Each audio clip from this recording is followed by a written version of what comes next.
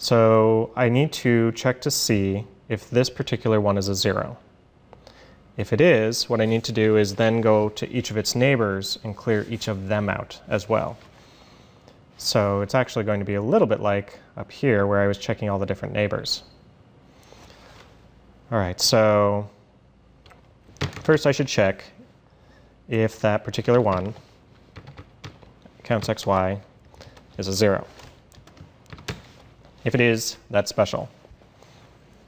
If it's not, we're actually done with this particular recursive step. And all we're going to do is we're going to call clear zeros onto clear again. So we're just going to pass it along. All right, so first thing I should do is I should actually clear out all of my neighbors. So if x is greater than 0, y is greater than 0, then what I'm going to do is I'm going to go grab the button that is up and left.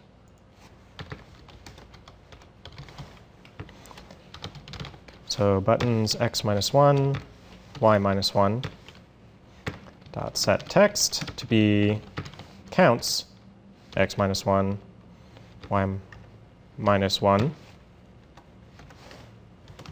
plus a quote. And then x minus 1, y minus 1, set enabled to false.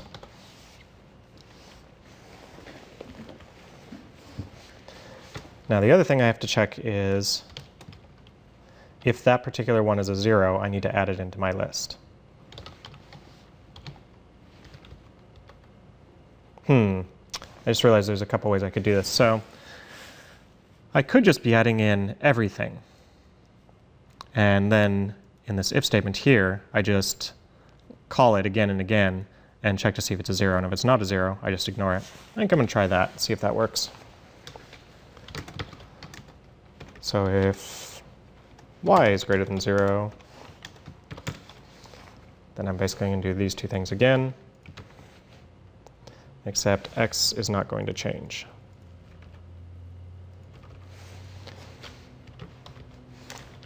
And that's going up.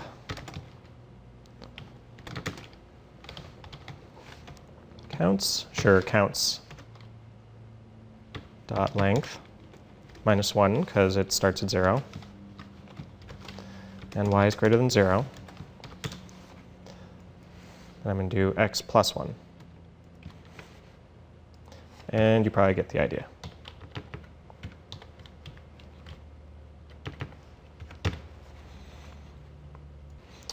So I do need to add in something to, if it's a 0, to add it into my toClear list, I just realized. So if counts x minus 1, y minus 1 is a 0,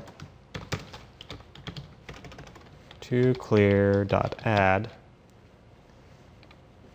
and then I need to add in that particular square, which is x minus 1 times 100 plus y minus 1. So I take that value, the x index and the y index, multiply the x one by 100 and put it into clear. Similar thing down here, except x is not going to change. Technically, I don't need that. And down here, it's going to be x plus 1. All right, so it's going to be a similar thing for the rest of the counts. So let's see if I can partially test this. So if I have a mine, it does this. Else if counts x, y is a 0, then I'm actually going to do the same thing here with the additional thing that I'm going to create a new array list of integers to clear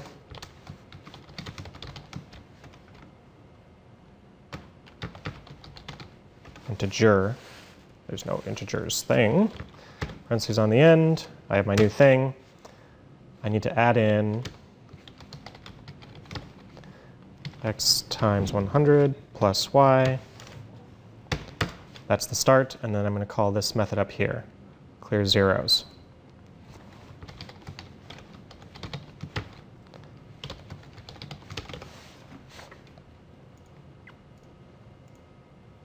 All right, so it did go that direction.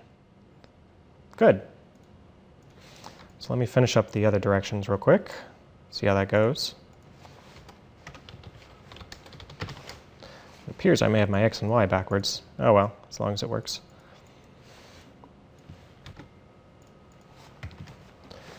So then we're going to have left,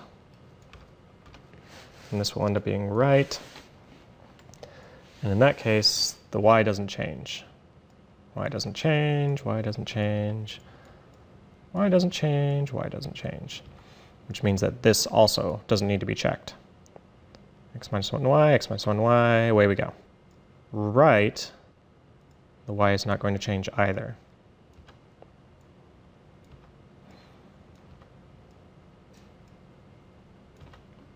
I guess I can get rid of the parentheses on these two. Strictly, that's not necessary, but there you go. Okay, so now I need to check the when y is positive. So this is going to be down left, down, and down right. So in this case, y needs to be less than counts 0 dot length minus 1. That's going to be the case for all of these checks.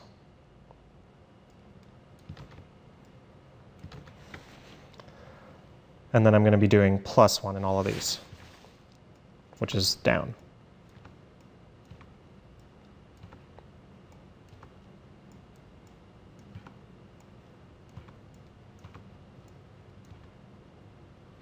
Changing minuses to pluses. Hopefully I get them all.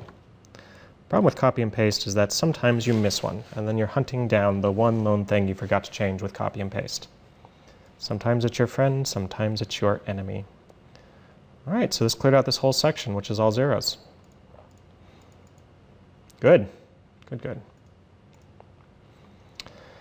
All right, the last thing to do is to make sure that we check to see if somebody wins.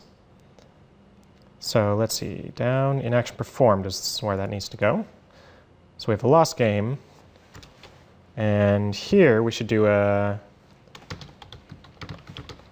check win, and here a check win. The idea with this is if I go through every single one of the buttons and it's either disabled or it's a mine, I win.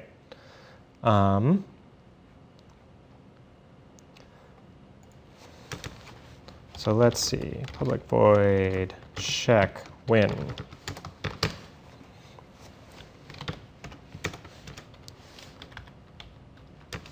So let's do a Boolean. 1 is false. All right, you're going to be x, x, x. Counts.length. Int y is 0. Y is less than counts. 0.length. Y plus plus. All right. So if counts x, y is a mine,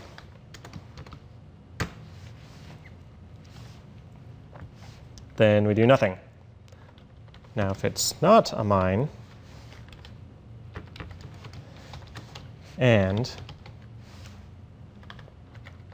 counts x, or I'm sorry, buttons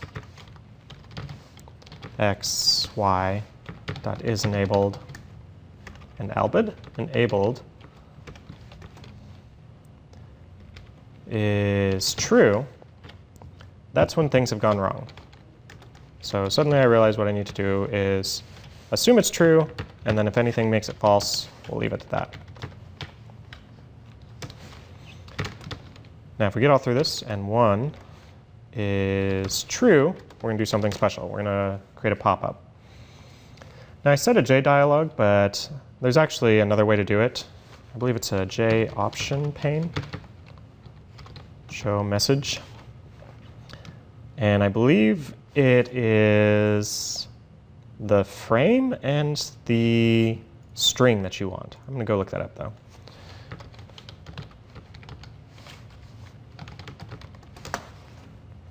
Look, it's a J option pane. So, show message. What do I need to put in there? Let's see. Show message dialog.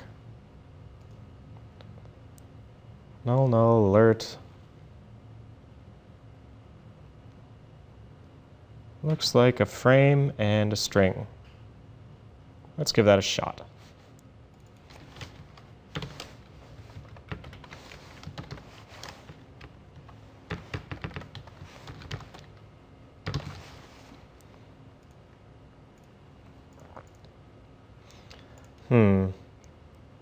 I just noticed my zeros are having issues. Oh, it's not clearing out the ones that are actually immediately around it. That's kind of a problem. I'm glad I checked that.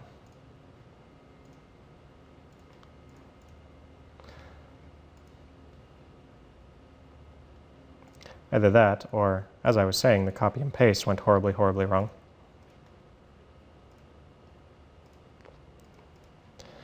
Do. That's a mine, that's not.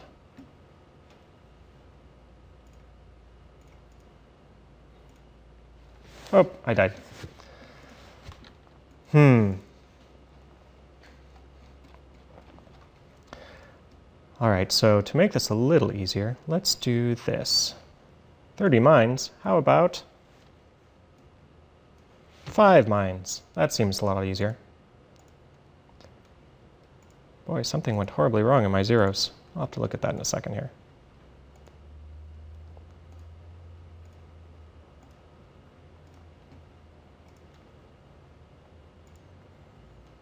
One, 2, 3, 4, 5. Okay. And I got no pop-up. Righto. Time for some debugging.